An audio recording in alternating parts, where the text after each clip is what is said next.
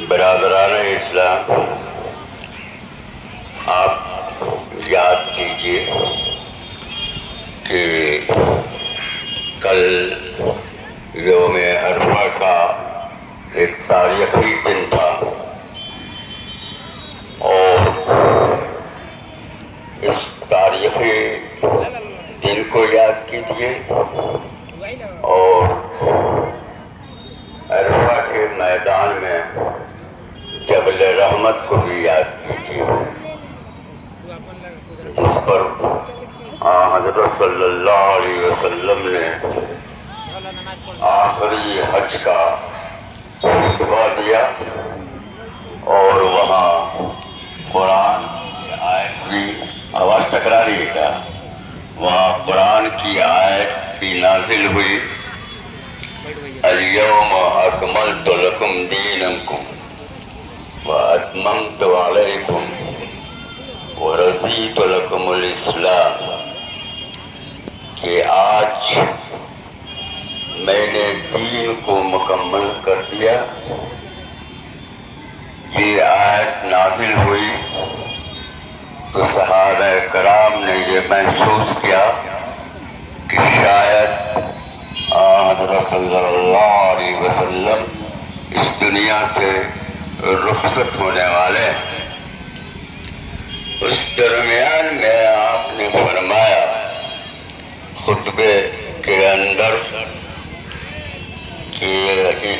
انی ترکت فیکم مثلین، میں تمہارے درمیان دو چیزیں چھوڑ کر جا رہا ہوں،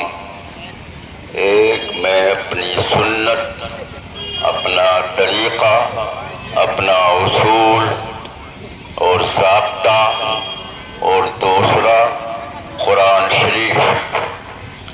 جو ساری دنیا کے ہدایت کا ذریعہ ہے۔ اگر تم ان دونوں کو مضبوطی سے پکڑے رہو گے تو کبھی بھی گمراہ نہیں ہو سکتے ہو۔ عزیز دوستو، دنیا میں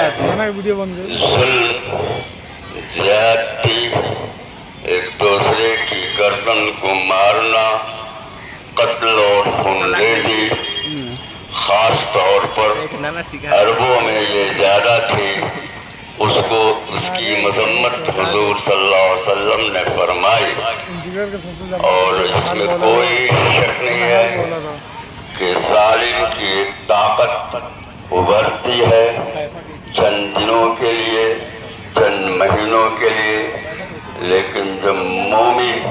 اس کو محسوس کر لیتا ہے اور یہ سمجھتا ہے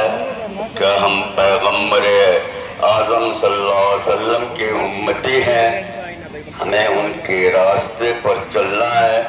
راستے کو ترک نہیں کرنا ہے، نہیں چھوڑنا ہے، تو ظلم کی طاقتیں خود بخود مٹ جایا کرتی ہیں، اور مسلمانوں کے اندر اور امت کے اندر احساس پیدا ہونا ہوتا ہے، اور جب احساس پیدا ہوتا ہے تو اللہ کی طرف وہ رجوع کرتا ہے۔ آپ نے دیکھا کہ ایسی طاقت تو اپنی رعونت اور انانیت اور فرعونیت کی وجہ سے نفرت کے بیج کو رکھا تھا، لیکن اللہ تعالیٰ نے جب مسلمانوں کی آہذاری اور ان کی دعاؤں کو سن لیا تو اس طاقت کو بھی ظاہر کر دیا، ختم کر دیا۔ اس لیے ہم حجۃ الوداع کے